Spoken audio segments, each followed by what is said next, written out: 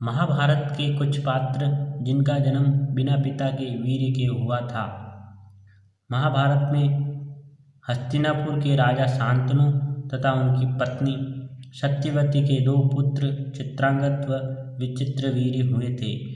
विचित्रवीर्य व चित्रांगद के बाल्यकाल में ही शांतनु का स्वर्गवास हो गया। तत्पश्चात देवव्रत भीष्म ने ही उनका पालन पोषण किया। चित्रांगद को राज्यगद्दी सौंपने के कुछ ही काल में उनका देहांत हो गया, क्योंकि गंधर्वों के युद्ध में वो मारे गए। तब विचित्रवीर्य को राजगद्दी सौंपी गई। विचित्रवीर्य के विवाह के लिए देवव्रत भीष्म ने काशीराज के तीन पुत्रियों अम्बा, अंबिका व अंबालिका के स्वयंवर से उनका हरण करके ले आए थे।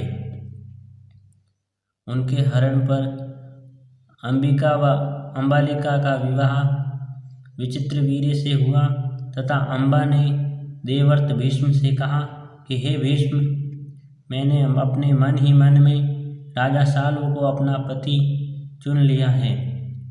तत्पश्चात भीष्म ने अम्बा को राजा साल्व के पास भेजा, लेकिन राजा साल्व ने उन्हें स्वीकार नहीं किया। फिर वह भीष्म के पास आए और विवाह करने के लिए कहा। भीष्म ने मना कर दिया, क्योंकि वो आजीवन ब्रह्मचर्य के प्रतिज्ञारत थे। तब अम्बा परशुराम जी के पास गई व अम्बा ने कहा कि हे गुरुदेव, देवव्रत भीष्म ने मेरा सारा जीवन ही बर्बाद कर दिया। तब भीष्म व परशुराम में युद्ध हुआ।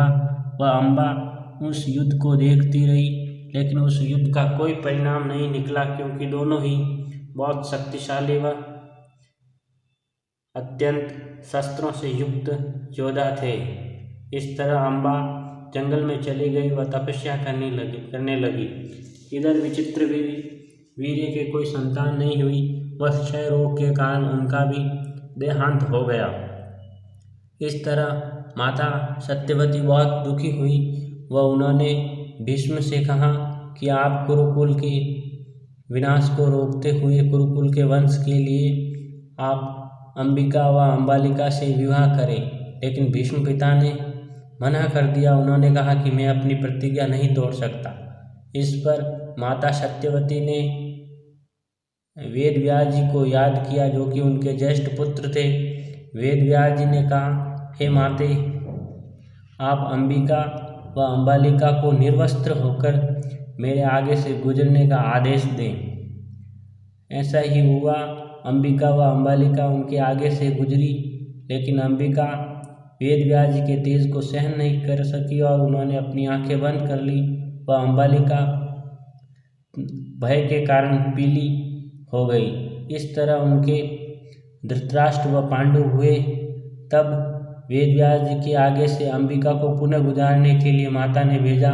तब अंबिका पुनः नहीं गुजरी व एक दासी को भेजा, जो कि निर्दयतापूर्वक गुजर गई और उसके दासी पुत्र विदुर हुए, जो कि बड़े ही विद्वान व पारंगत थे। इस तरह महाभारत काल में धृतराष्ट्र, पांडु व विदुर जी का जन्म हुआ, जो कि आगे जाकर पांडवों व कौरवों के पिता हुए तथा विदुर जी अत्यंत ही विद्वान हुए।